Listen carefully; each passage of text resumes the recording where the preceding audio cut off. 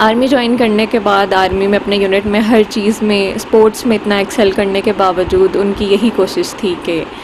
اپنے سے آگے والوں کو دیکھیں، وہ جو شہید ہوئے، وہ جو خالد بن ولید کے رستے پر چلتے آئے ہیں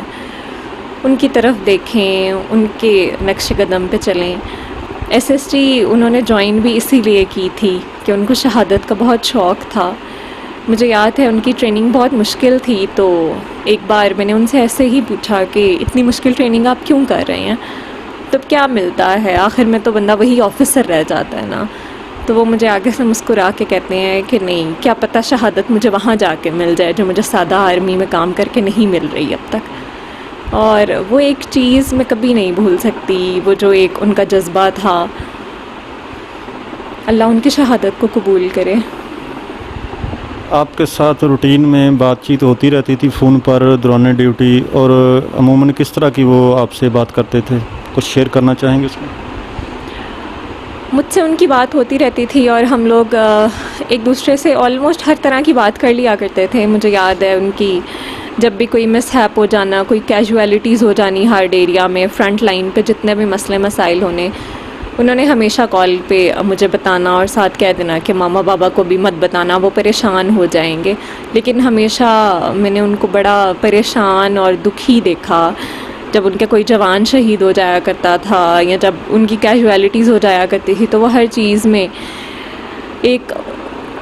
ان کو انوے کرتے تھے وہ اپنے جونیئرز کو یا باقی سب کو کہ وہ میرے ہوتے ہوئے ان کو شہادت نصیب ہوئی، لیکن ایک غم بھی ہوتا تھا کہ میرے ساتھی میرے سامنے بچھڑ گئے ہیں مجھ سے۔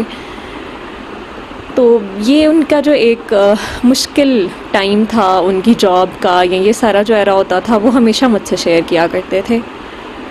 اور یہ ایک چیز ہے جو اچھی تھی کہ انہوں نے مجھے چھوٹی ہونے کے باوجود کبھی اس معاملے میں نہیں کیا تھا کہ مجھے نہیں بتانا چاہیے یا پریشان نہ ہو جائیں۔ وہ ہمیشہ اوپن تھے، تو وہ یہ باتیں شیئر کر دیا کرتے تھے۔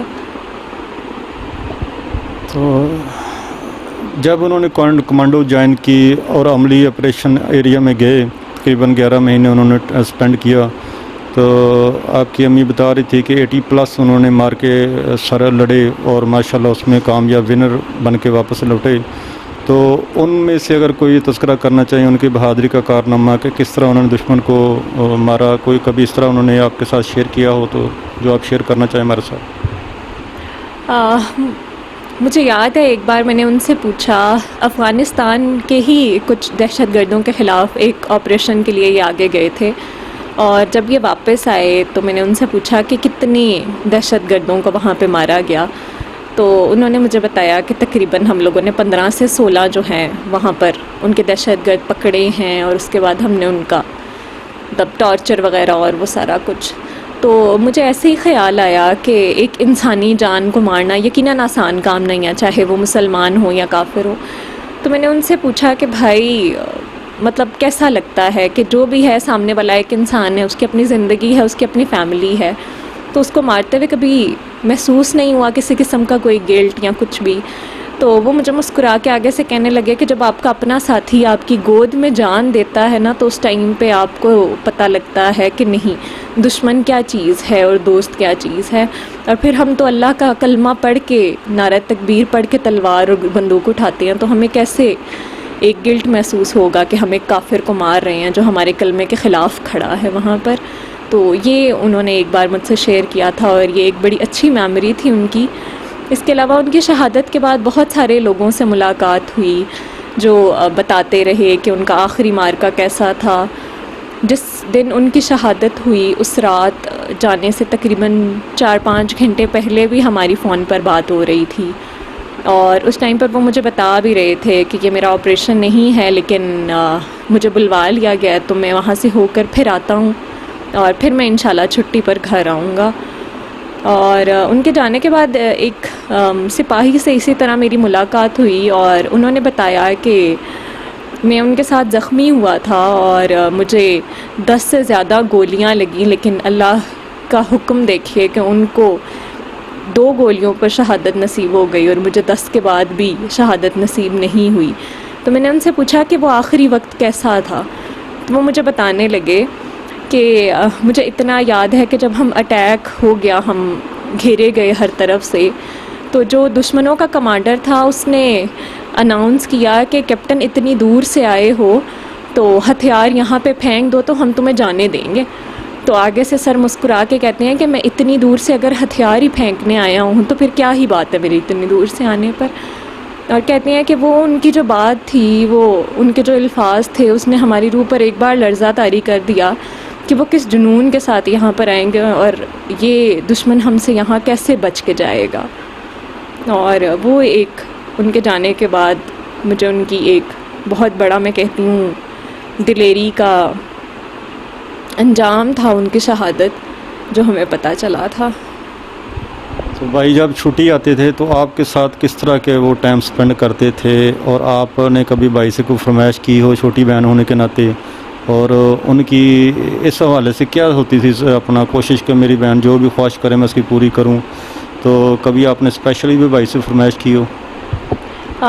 چھٹی پر جب وہ آیا کرتے تھے تو بہت ہمارا اچھا ٹائم گزرا کرتا تھا. مجھے یاد ہے ہر 3 مہینے بعد وہ آتے تھے چھٹی پر،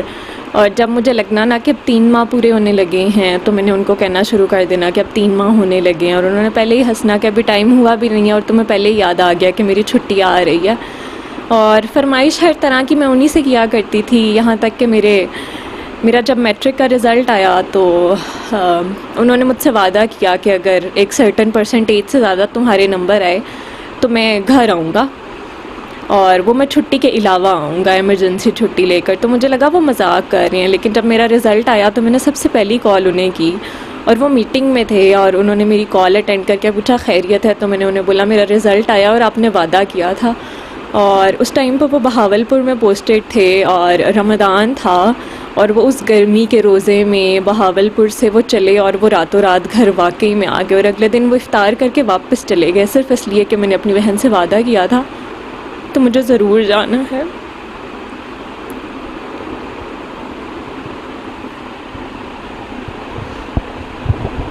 تو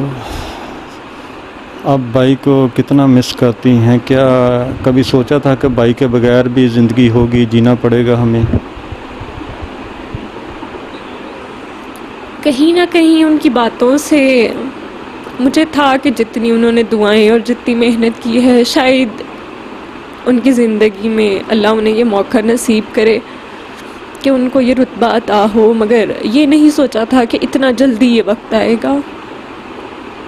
ان کے جانے کے بعد جو خلا ہماری زندگی میں آیا ہے وہ کبھی بھی پر نہیں ہو سکتا، لیکن الحمدللہ یہ اتنا بڑا رتبہ ہے، یہ ان کے لیے اتنا بڑا اجر ہے